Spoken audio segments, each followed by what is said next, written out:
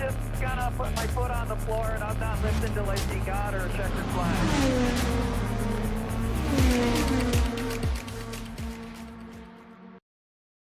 Hello, and welcome back to Racing Thoughts, an IndyCar podcast. I'm Megan Dennis, And I'm Meg Taylor. and season's over, my friend. This sucks. Anyways, so yes, we have officially wrapped up the season, and we are now in the long, long drought of off-season months. And this episode, we're really just going to kind of be talking about the wrap-up of the season and, talking about our silly season news because, my God, there was so much and everything that we've got since the end of the season, really. So what do you want to start with, Megan? Let's touch on Nashville really quickly. Okay. As far as that goes, I don't know if there's that much to talk about with Nashville. Joseph won. Congrats to Joseph. He got a win for the season. Home race win, which is always exciting. I always love a home race win, but I think the funny thing too, I'm just going to very early plug our Instagram as well, because after the Nashville race, I had posted about Joseph's win saying okay, who paid an Etsy witch for this win? And Joseph had seen it. And so, did I not tell you this? Screenshot of it. That's wonderful. It was really funny. Yeah. So I felt really funny. And then Joseph had seen it. And I just also want this to be put out on the record as well. With the IndyCar drivers on their socials, they have access to their socials. They are on their socials. Yeah, they might have a media manager, someone who helps film content for them or anything. But no, they're creeping on Instagram, on Twitter, on TikTok, on everything. They're there. So if you are uncomfortable with them perceiving you as a human being, maybe don't post and tag them in things, but I don't know. I think we are funny. So anytime we post things and we tag them and they see it, I'm like, that's fun. So Yeah, it feels a little rewarding. it does. Every once in a while they reply back too, which that's weird. That is I'm just so I didn't strange. ask for you to be here. Respectfully.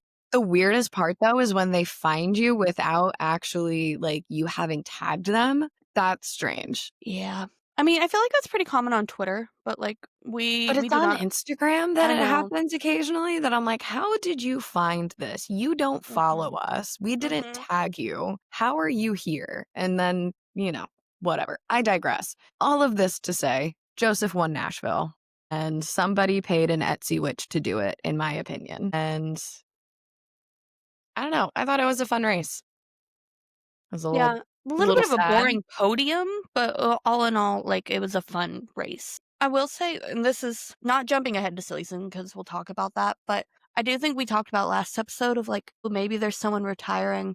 And I don't know if you saw this, if I sent this to you or if you saw it on anything, but I thought Joseph's comment he made after the race about he was really glad it was the off season because he needs to take the time away to fall in love with the sport again was really, really interesting. And I I think did not see that. That's so interesting. and I think maybe it was a really good thing that Joseph got this win. Not saying that he was going to retire or anything, but you can tell that how hard this season has been Yeah. really, really got to him and that he's glad he has time to step away. Also, he said, and this kind of broke my heart, but because he's been booed so much this year, that they have to tell Coda that the crowd's mooing. So he doesn't know that his daddy's getting booed at. And that made me really sad. Okay, I'm not Joseph's biggest fan, as we all know, but man, that actually is really sad. The fact that he has to lie to his child about people booing, that's actually insane. Yeah, a toddler should not have to be being told that the crowd's mooing because of how much Yeah. hate that their dad is getting. Yeah, but then you have the people who can argue, well, it's well, this is the world of sports and the industry that they're in. And if you bring your child into your workplace and this is what it is, I'm not saying this by any means is acceptable. I don't think that, Coda should have to experience that at all as a child. But people are going to make that argument for sure. Yeah. I don't And it's know. like, you bring Like, your child into a place, you kind of expect them to, like, you have to let them integrate into the situation versus expecting everybody else to adjust. I don't know. It's a yeah, you're valid in that. I just think it's sad. it is. But it's happening enough that, like, a toddler was aware of it, and Yes. then they had to make up a story for what was happening. Yeah, for sure.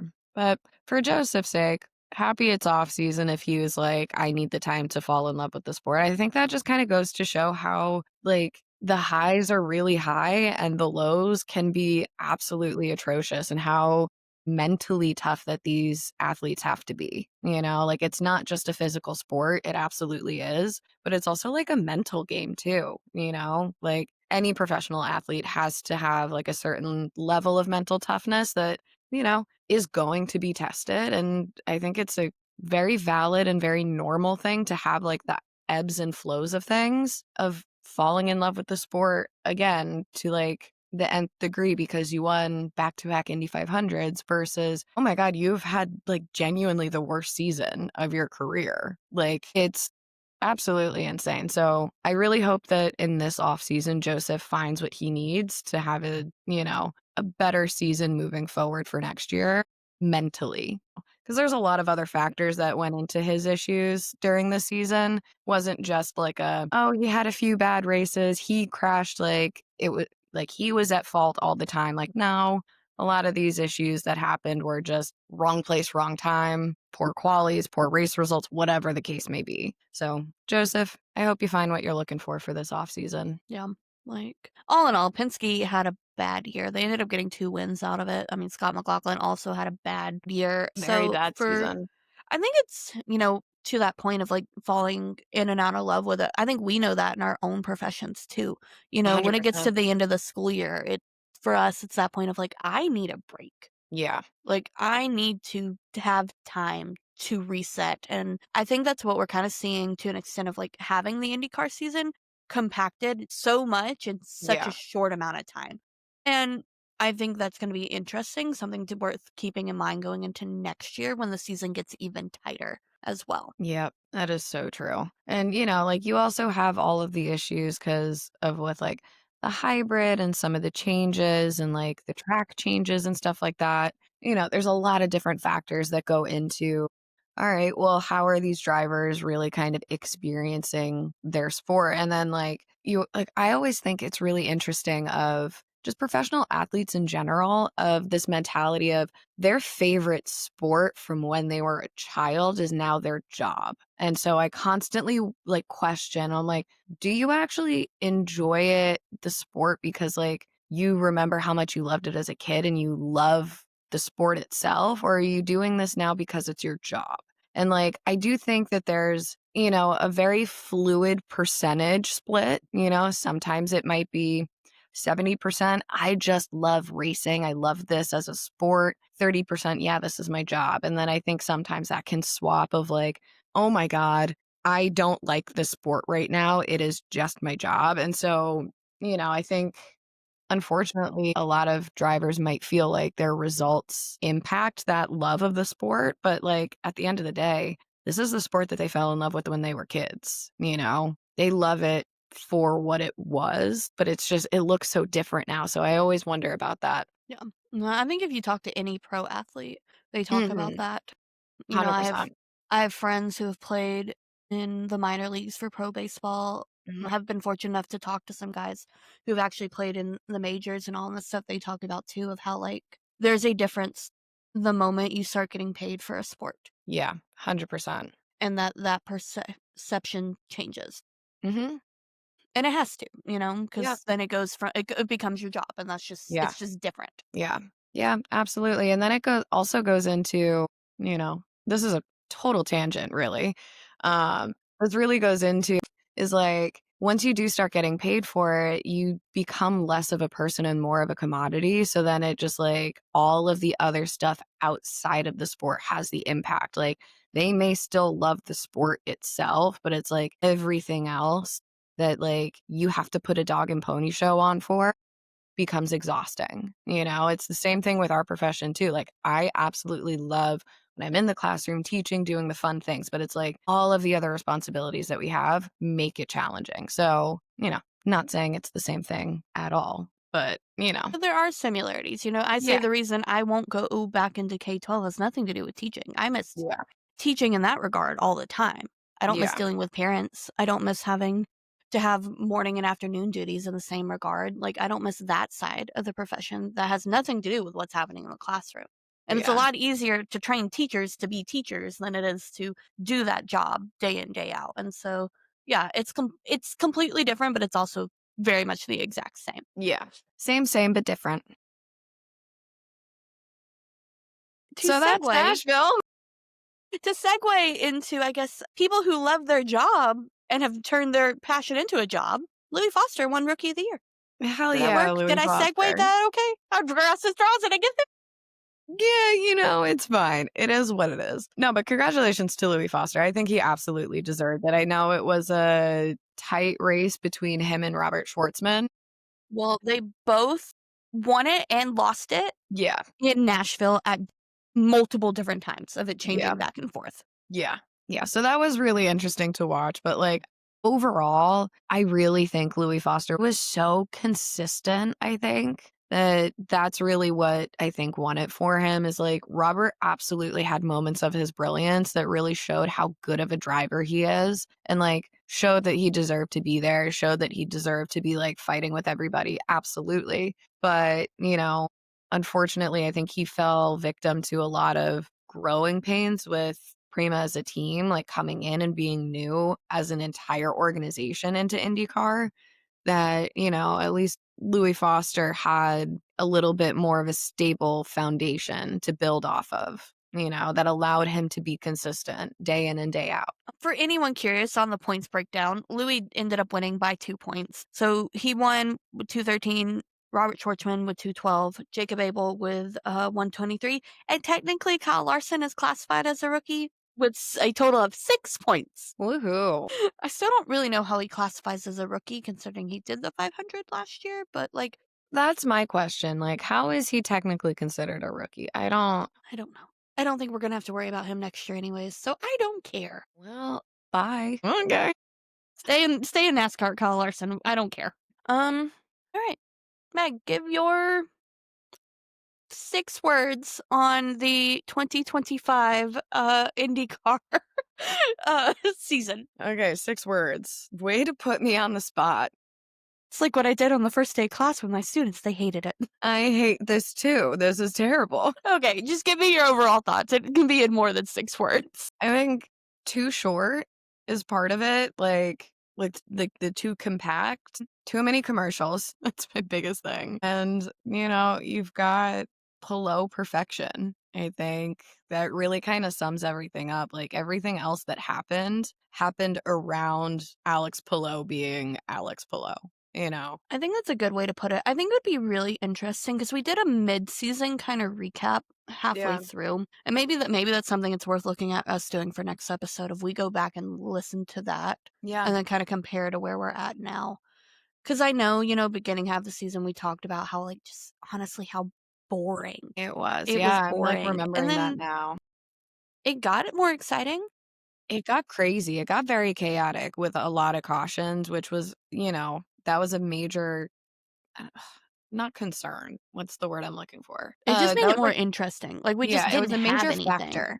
That's the word I was looking for. Factor is a good word. Yeah, Yes. it was a major factor in why the beginning part of the season was so boring was we did not have cautions, but I feel like that if I don't remember if I said this or if this was part of the conversation of like the hybrid was not really being pushed to its full limit before the 500. And then after the 500, it just kind of, ramped up. Everyone started really using it. We saw a lot of issues with the hybrid power and like the engines and all of that kind of stuff, how that impacted the weight within the chassis and the car and how that had started to impact how cars were crashing, all of that kind of stuff.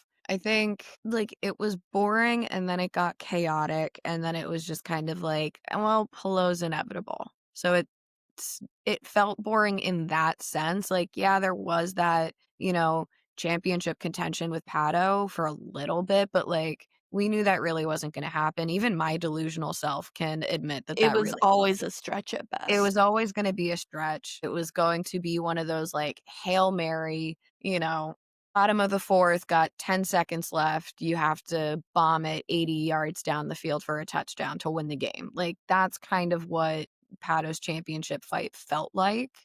It could happen. It could have happened, but it really likely wasn't going to.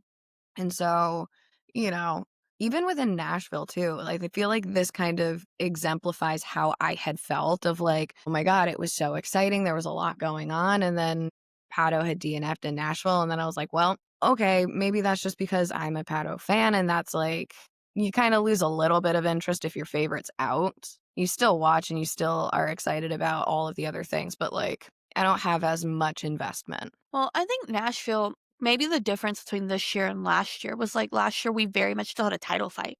If Yeah. Will Power's seatbelts didn't break, we were coming It down to the would have last been, on yeah. It would have been and a very this close I battle. mean, this year everything was wrapped up. It didn't Yeah, matter who won. exactly. Even like stuff with the cut line, like yeah, it was tight, but it wasn't tight like last year was. I didn't even Yeah, like, I feel feel like that we to be didn't honest, hear but anything about, like, the winner circle with that kinda stuff. no. I will say Fox viewership, saw a lot of growth this year. We've talked on Fox before, our thoughts on Mhm. that. I want to put an asterisk around all the numbers that they're saying of like, yeah, viewership was up. Okay, average 1.36 million. We know that was really just 'cause the 500 numbers were so big. So that Yeah. feels very skewed, in my opinion. They need to take that outlier out from a statistical standpoint. But I don't know. I think that's something that I would rather watch into next year than say that like Fox saw all this growth this year. I mean, they did technically, Mhm. but what does this really translate into this upcoming year as Yeah. well? Yeah, like, this is a single set of data points that we have to remember we don't really technically have, like, a baseline for. Like, this is the baseline for Fox. And, there's a lot of other numbers that I think we can get into a little bit more during the off season with, like, percentages and demographics and all of that kind of stuff, because I do think that those things are important, but, we don't really have the time to get into it right now. And, you guys know we have talked a lot about Fox numbers that I feel like both of us really want to do it justice when we have the conversation of these are what the numbers mean, all of that kind of stuff. So that is going to be, I think, in the future, hopefully soon, but we just don't have the bandwidth or the time right now to dive into it. Well, and I think our next bit of our next topic is much more important to talk right now Absolutely. because Absolutely. we got 7 months to talk about numbers. So, yeah, we have so many months to talk about numbers. But as of right now, perfect segue into probably one of the most chaotic silly season announcements that happened within like a 2-day span. I just can't get over the fact that Graham Rahal leaked all of this, and we all thought he was full of Yeah. like, he told us. Graham told us this was happening. So embarrassing for us. And not just, like, us even individual like, everyone was just No, like, like "Okay, as a Graham collective. Graham's just saying things," because like, surely we laughed about it, which I guess at the time we're recording, our listeners haven't heard it, but hopefully they have if they listened to the episode that came out right before this. So that was a mind confusion for me, but, in our The previous last episode episode before this one, we talked about it and we yes. had disregarded, we basically made fun of all of these rumors that ended up being true. So let's dive into it. Yeah. Yeah. Okay, so So, let's start with Colton's leaving. I think because that's the yeah, domino, honestly, we didn't think was real. And yeah, we straight up were laughing about it yeah. last We were episode. like, oh, he would never. That's such a stupid career choice. Here he goes off to Formula One for Cadillac as the reserve and test driver for them. And he's Test and going development into, driver. I don't yeah. know what the difference is, but he's not the reserve driver, he's the test and development. So I want to say that he's going to be like, do you remember when Mick Schumacher had gone to Mercedes and had been like their test and reserve and development driver? They basically locked him in the simulator in like the offices for hours and hours and hours on end. I worry that that's going to end up happening to Colton. But he's also going into F2 at this time. We don't know what team.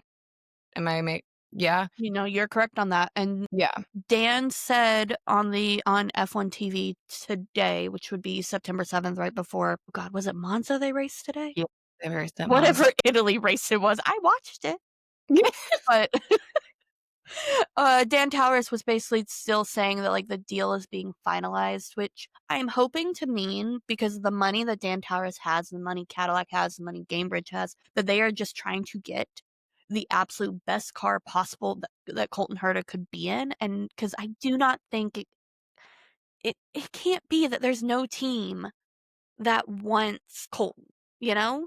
I'm just looking at like F2 just lineups and teams because I'm like, I mean, you have Invitica, you have Campos, MP Motorsport, High Tech, Prima, you've got I Dams, think Art, Prima could be a Rooting. strong possibility if they think the car's gonna be good, because Sebastian Weldon, who is Dan Weldon's oldest son, he's like Yep. 15, is in, I think it's F3, it might be F4, but I think he's in F3 I with want to, Prima right now, and he is backed by Gamebridge. yeah.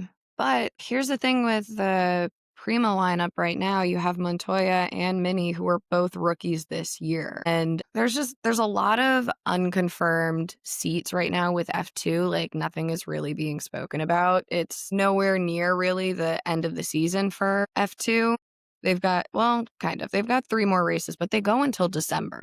They've got 2 more months. So there's a lot of time between now and the end of the season where a lot of dominoes can fall as well. So I don't know where he is going to end up. I think it's going to be interesting. Quite honestly, just like, I don't think it's gonna be a concern in the terms of Colton, of like, he is overqualified for these F2 100%. cars.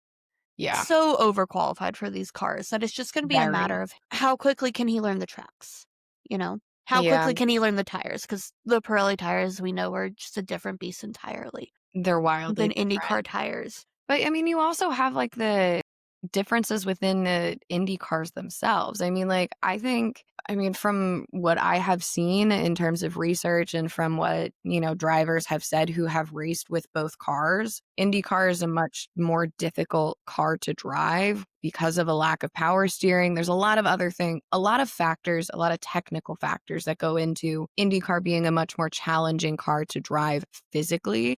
But then you also have to remember that I think that there's a mental load within like the Formula cars that, you have a lot more buttons, you have a lot more technicalities with it that then have like a different mental load as you are driving that I think might be a different beast for him to tackle. I don't know, but that's just a thought from what I have gathered over my years of watching Formula 2 and from my research and years of watching IndyCar. I think Rossi kind of explained it best as someone who has done it, you Yeah. know?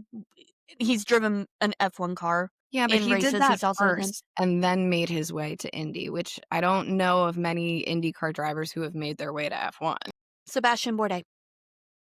That's the only one that comes to mind, but Sebastian Bourdais, who it That's what I'm didn't saying, work like, not out with, and many. that's one thing that, like, is a concern of just, like, Colton now kinda has the weight of IndyCar on his shoulders to prove that 100%.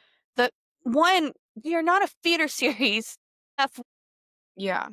and I'm worried about that narrative, but also just, like, I don't know, I'm not worried about Colton. I'm not. Like, he is such a good driver. I think it's just gonna be a matter of, can he get up to speed with new tracks in a new car that is arguably easier than the car he's been driving his whole professional racing career? Yeah. I'm not worried about it. I do think it's gonna be interesting, and I think the narrative that's Dan said, I'm gonna push off track on this one. Go listen to the interview they did with Dan Tauris, Colton Herta, and Will Power last, I guess it would have been 2 Tuesdays ago. But they did an interview right when all the news is breaking. They were kind of the one to break this, and, like, I think a lot of people were kind of assuming, well, Colton does this time, he gets the points to get a super license, they'll put him right into Cadillac. There is still very much a strong chance that, like, he could have the best F2 season, win everything, but, like, if Valtteri and Checo do everything amazing, Yeah. statistically unlikely, but if they do everything amazing, the timing may not work out for Colton. Yeah. So he's taking a big risk by It is a leaving. big risk. And I mean, like, I feel like that's part of why part of the reason why that we had like dismissed it so much last episode of like, it's such a crazy risk to make. But like for someone like him whose name has been in contention with like all of the Formula One seats over many, many, many years at this point, of course he's going to be the one to take that risk, I think. Like, you had Alex Pillow who had, potential ties to the McLaren team. That whole debacle fell through. You have Pato, who did have a Red Bull contract fall through, and then he's kind of still waiting in the wings of McLaren's Formula One team as well. I feel like he's going to be stuck waiting for the rest of his career because I don't think It's Lando or just not, Oscar are going their to do timing won't anything. happen. Yeah. Yeah, timing won't happen, and then, like, you have the super license things. It's a nightmare. But I worry less about Colton physically being able to do things. I worry about how scrutinized he is going to be within European racing. Like you mentioned, he has the entire world of IndyCar on his shoulders of if he doesn't do well, everyone's going to be like, well, he came from IndyCar. So, like, clearly they're a lesser series. Clearly they're bad over there. Clearly, like, we're not going to take them seriously. Like, I hate to make this comparison, but it's like the one that comes to my brain of like, well, if you have a woman driver who comes into the series, she's going to be the first one to kind of break into those barriers and have the entire world on her shoulders of she better not screw it up because if she screws up one thing, she's going to have everybody discredit her. And if Colton does one thing wrong, he is going to get discredited. And like that's the part that I worry about of like, well, we already don't get taken seriously as a series. I mean, just look at how IndyCar is stacked up for super license points. If we're really kind of, you know, going in that direction, not everything within motorsport is to get to Formula One, but that's what we're talking about here. Like IndyCar is somewhere in between, like, what is it? Is it F3 and F2 or is it F4 and F3? I forget what it is, but it's somewhere in, The points that like the FIA sees it as. yeah, I don't know off the top of my head, but it definitely does not get the recognition that like it does it does not. as being the top tier sport. Yeah. Like it is a top tier sport. It's just different. And I think because it's North American racing, because the cars and the chassis themselves are different, and because the rules are different and the circuits and the tracks that they're on are different, it's seen as lesser than. It's not And FIA sanctioned, so it's not as good. yeah.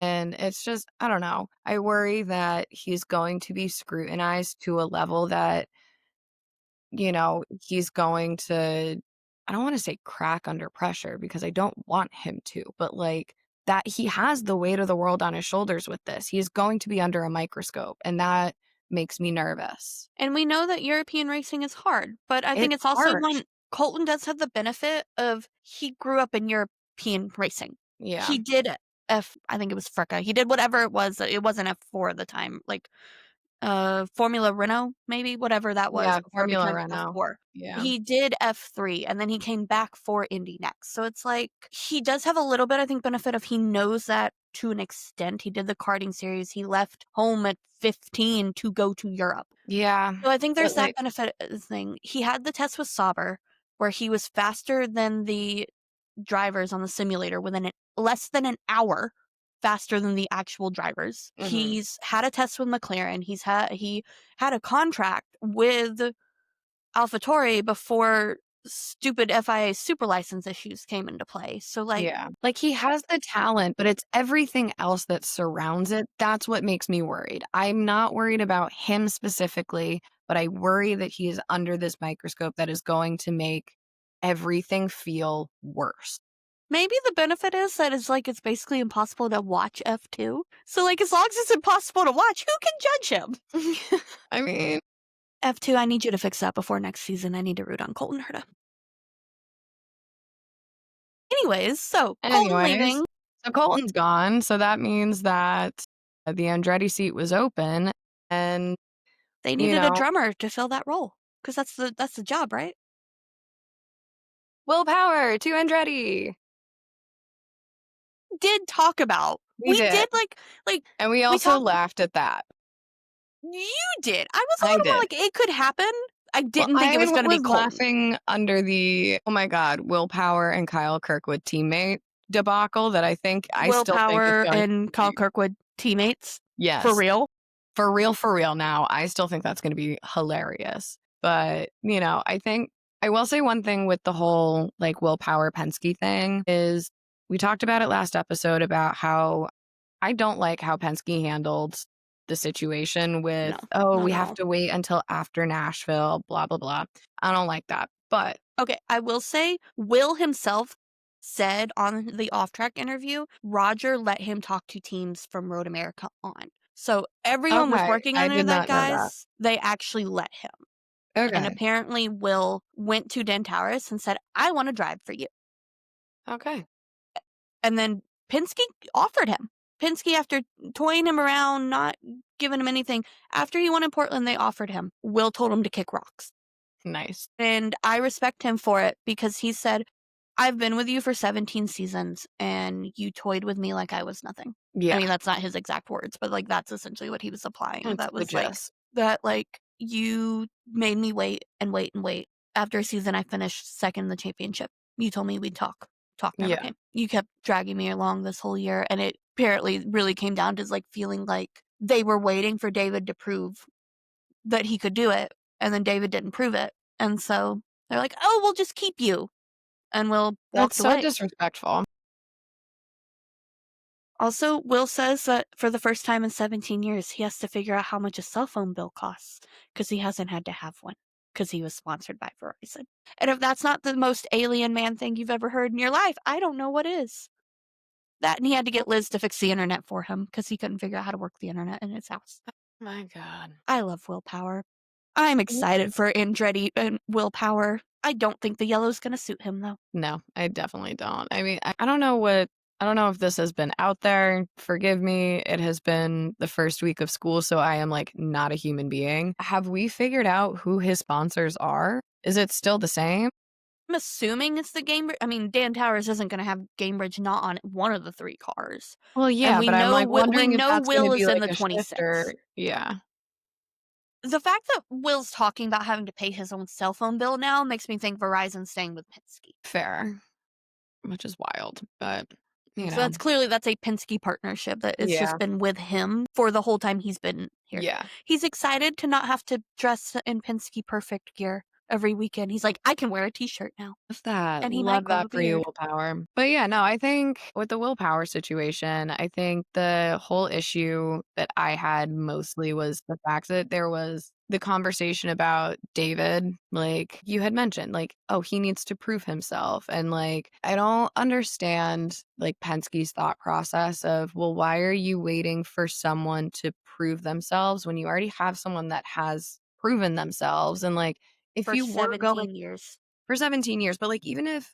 you were going to replace him, like you should probably be replacing him with someone that has already proven themselves anyways. But like now what does this mean for David, because he's been the one that has been rumored to be filling his seat as of today? We haven't gotten anything about David filling the Penske seat. And so that makes me think, oh, maybe that's not going to happen. But then who would be in that Penske seat to replace Will Power? Because I don't think David should have it. Not to say I don't love David. I do.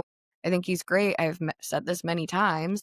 But like, I just don't think he's ready for a Penske seat yet. And he showed that this season. I think give him another year or so. Then he can move on up when he's ready. But like, who's going to be in that position? Well, the Are they biggest going to roll the dice? confirmed free agent we have right now is Renus VK. Yeah, And I honestly think that would be a good move. I agree. I Renus think that would be shows he has the fantastic. pace. He has Yep. had multiple chances to win. He's had podiums. Yeah. Like, it wasn't a good fit at ECR, because from my understanding, it was always that Renus was kind of supposed to follow the Joseph Newgarden thing. Yeah. Joseph came in under Sarah Fisher Racing, which then became ECR, which then moved him, after he did his time there, moved him into the Penske seat. From my understanding, that was always kind of the setup that Renus was supposed to have. And Yeah. timing didn't work out, and then they brought in Scotty, and Yeah. Scotty Mack has proven himself, and Will Power's there, and you have Joseph. Like, you have a lineup of, like, we're not going to get rid of these 3 guys. Yeah. It didn't work out at ECR. Ness was left without a seat this year. He went to Delcoin. We know he's not going back to Delcoin next year. Yeah. He has Like that confirmed has been said that. confirmed. So that means either Renus is in the 12 of Penske or he's in the 4 of Foyt. Yeah. I mean, I feel like that's what it has to come down to, you know? Yeah. And honestly, I think Renus would be a better fit with the Penske car and just the team in general. I think he's got the maturity, he's got the experience. And, I think David has a lot to learn still. I think he has proven that he has the potential for it. Absolutely. I just don't think he's there yet. But then you also have people who are like, well, are you ever really going to be like ready per se? Or like, there are some people who can really fly by the seat of their pants. And like, if they are thrown into a situation, they can, succeed just by, Which David did they're just, show. I mean, everything that yeah, happened he last has shown year. that. Yeah, 100%. So like, I think it's going to be interesting to see who ends up in that seat. I think I would like to see Renus in that Penske seat over David, but I feel like there's been so much talk around David getting into that Penske seat that he might end up getting promoted early. I agree with both ideas, and I think I agree. I would rather see Renus. I think it's going to be David. Yeah. Renus goes to the 4 with that technical partnership continuing there. And then just continuing of it's like almost more of maybe that like CGR MSR relationship we saw this Hmm. year instead of it Yeah. being the technical partnership that translated but didn't really translate with the Yeah. Penske Foyt. Ugh, silly season, man. It's not as fun as last year. I've had no fun charts to make, but like it's more interesting this year, but not as Yeah. fun. Yeah. No, Less 100%. silly. Last year, it felt like so many like moving parts. This year, Mhm. it felt like there have been Willpower. less. Yeah, The it's like willpower less was the domino. moving parts, but they're more impactful changes. Correct. So that's silly season, man. The other the other big thing with silly season is that we may be down a team come next year. The rumors have been really circulating that Prema is not going to be back. I think, and from my understanding from what I've read, is kind of twofold. One is the idea that like they, and I guess as a company, racing entity, have not been as impressed with coming to IndyCar and what they thought they were going to get out of it. I also think they're having issues with backing and having the money there. Yeah. Sponsorship has been an issue with them this year. Yeah. And with that too, I think there's the reason I'm inclined to think this is happening is Robert's been, supposedly saying that like he did not really enjoy this year. He Hmm. didn't like the racing here. He really wants to get back into European racing, Yeah. which makes it sound like he's leaving.